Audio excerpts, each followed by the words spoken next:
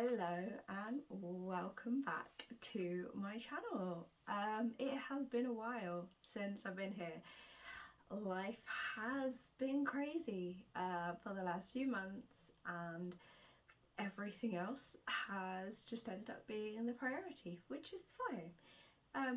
But I want to start being a bit more intentional with how I'm carving out my time, particularly how I'm carving out my time to myself. And what better way to do that than to come back to YouTube with a goal setting video. So it is just after Christmas, it's the 26th of December, hence I've still got my Christmas decorations up, my Christmas jumper on, and I want to talk to you about my book related goals for 2024. So I've had a few goals this year which have mostly gone quite well, and I want to kind of learn from that and build on it for what I'm setting next year. So first off, content, and I'm talking Bookstagram and Booktube. The big goal I have is that I actually want to make some content. I don't remember, but I think I've maybe done one post on Bookstagram this month. And yeah, this is my first video in a long time too. So I would like to get more intentional with the setting the time aside to make content. I love it. I love the creative aspect, and I love the conversations that come as part of it, from being more active in the community. So that's pretty much my entire goal, is to get more regularly posted content. I'd love to say that like next year I'll post say 50 videos on Booktube. I don't think necessarily committing at this stage to one video a week when I have been so absent is necessarily the right decision for my mental health.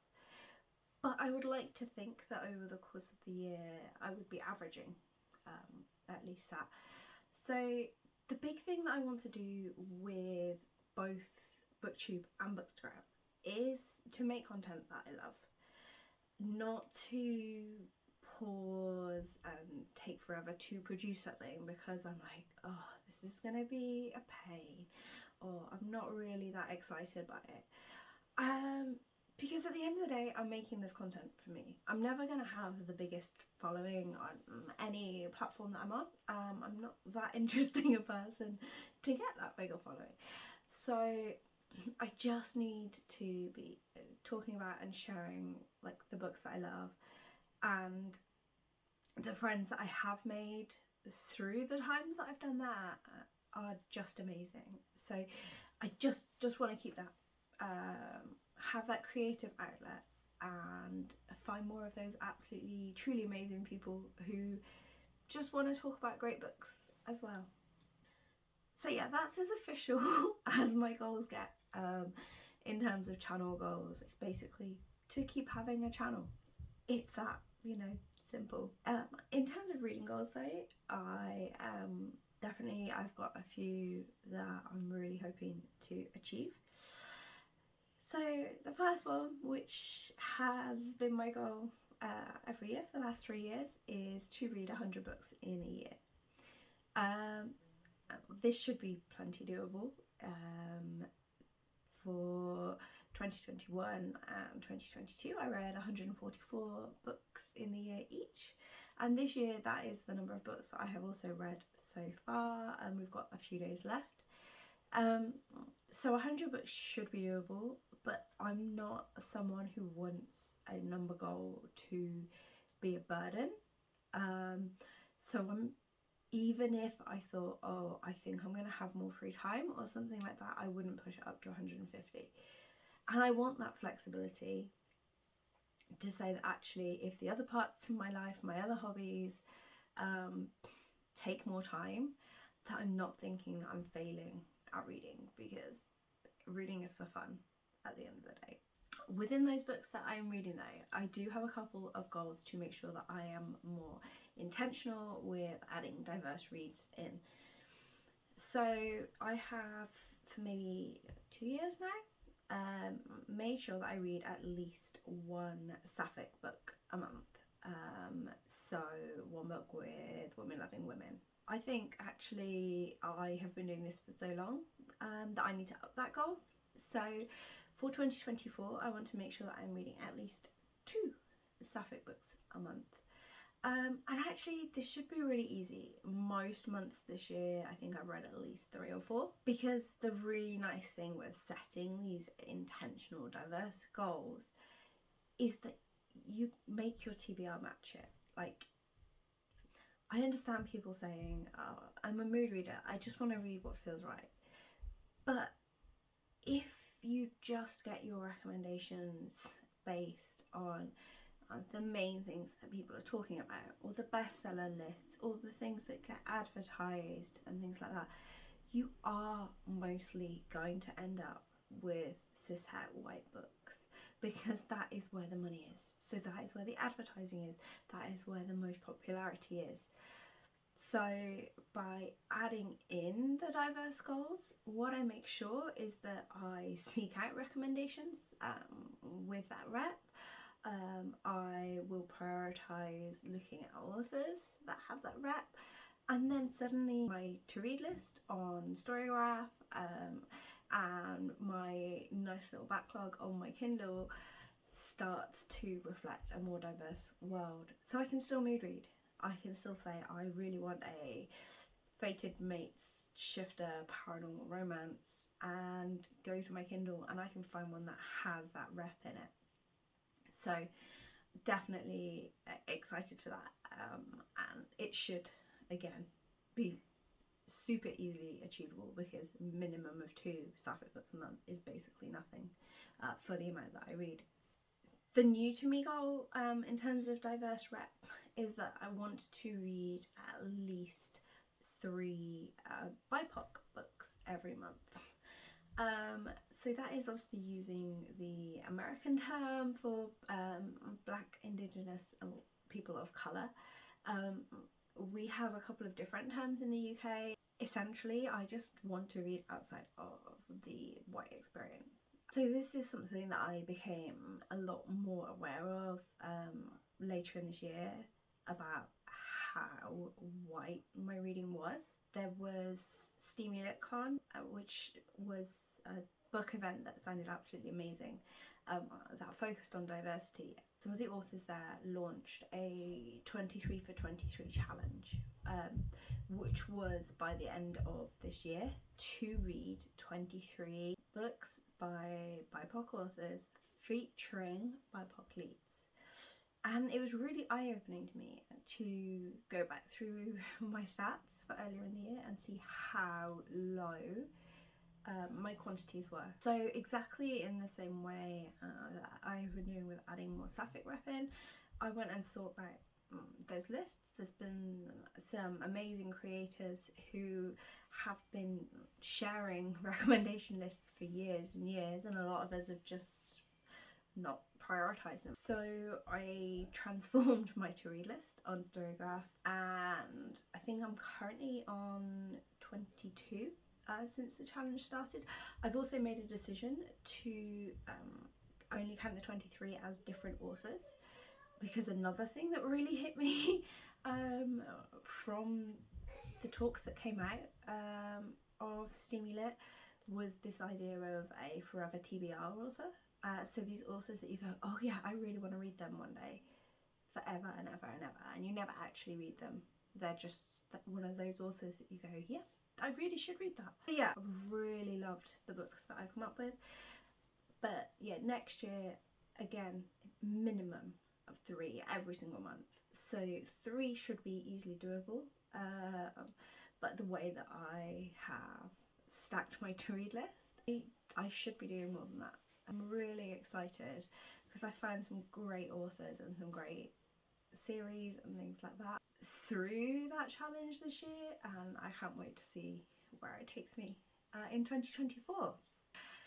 So up until this point, they're really achievable.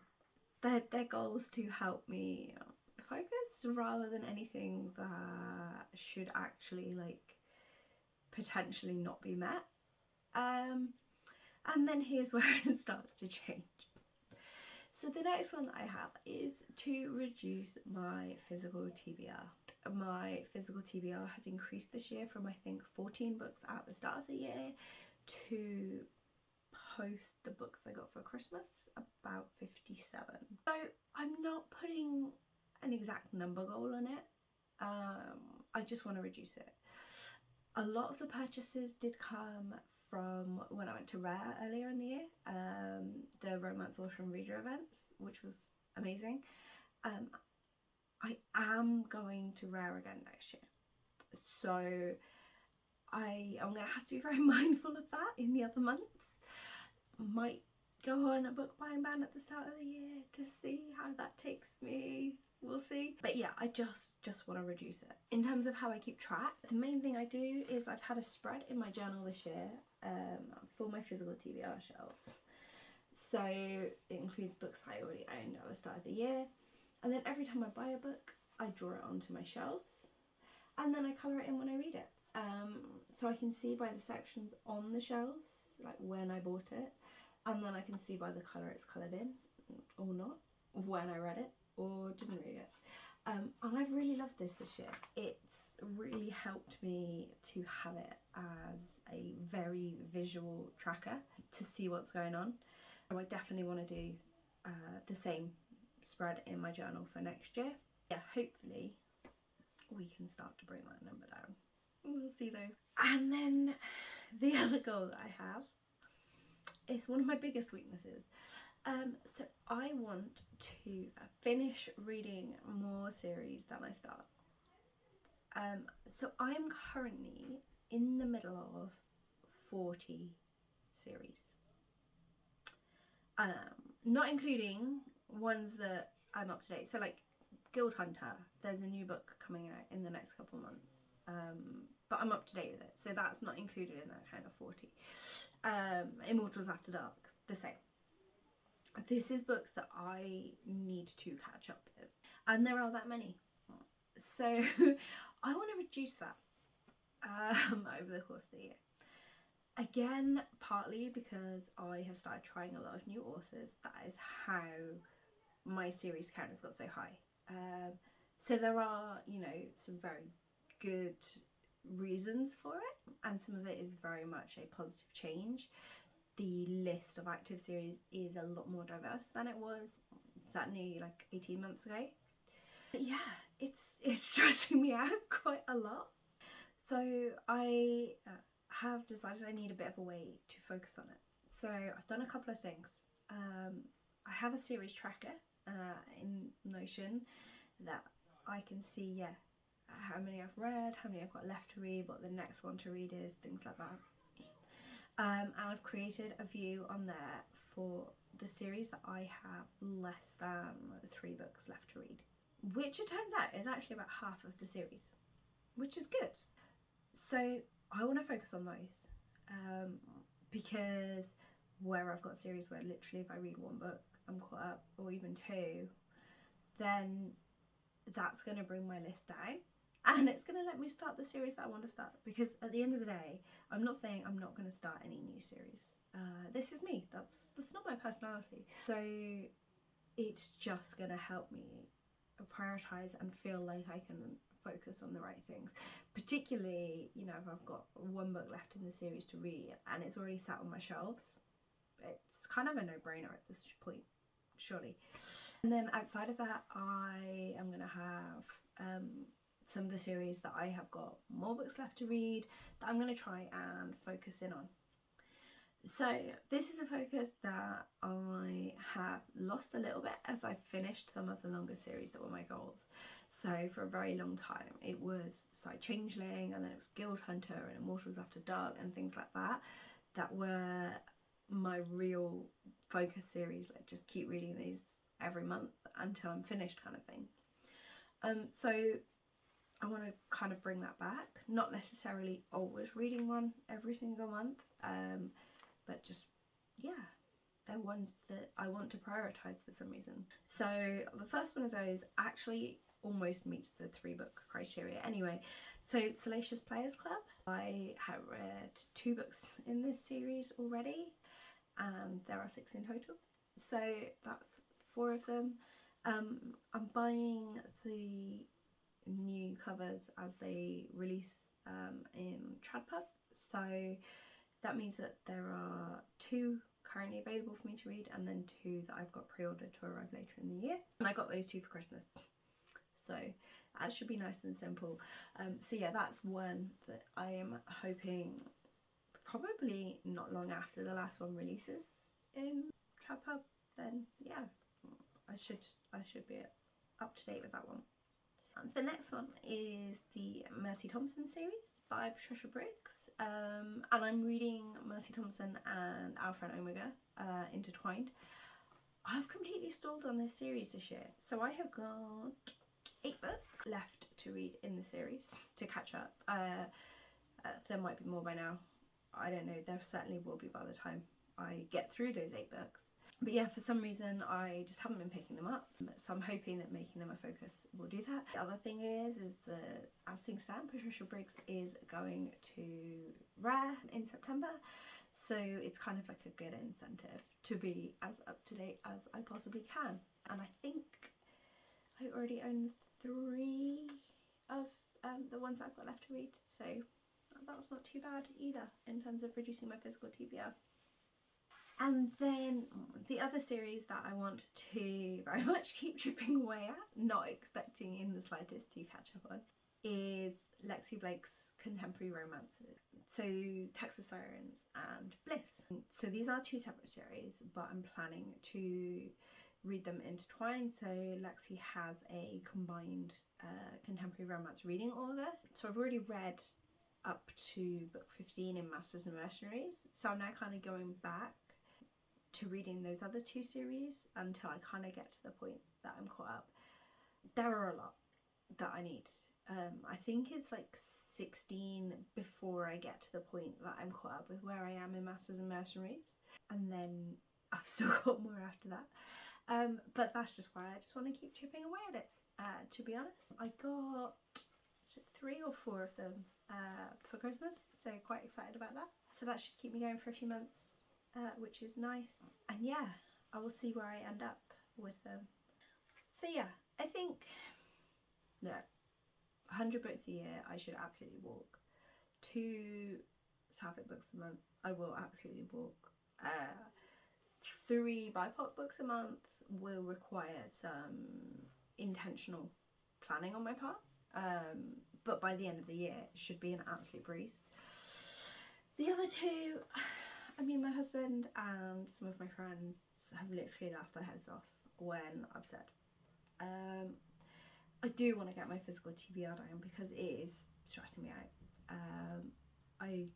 I like to feel in control of certain aspects of my life, and I'm not saying I want to ever get down to like nothing, but I would just like to feel like it's not this weight over me of, oh my goodness, how many books have I got? I need to read. And the same with the series, really. I went through this thing earlier in the year, particularly when I was trying new authors for Rare, where I think I started 3 different vampire series in the space of 2 months. I can't get some of them straight in my head, which bits happened in which one.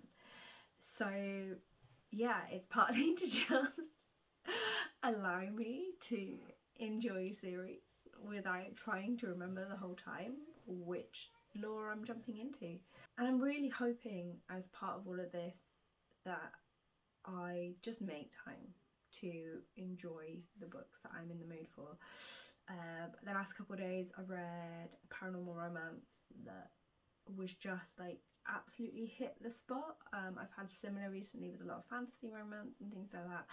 So I'm definitely not setting this to try and restrict myself. It's actually the opposite. It's to just give myself that freedom to read with a little bit of intention in there. So yeah, those are my goals for next year. I would love to know what your goals are. Let me know if you have got any goals, and also if you have got a video with any of your goals, let me know, because I would love to watch that as well. And yeah, I will keep you updated, I guess, with how they go, and hopefully I will get on with some more content and I will be back on here very soon with another video. Bye!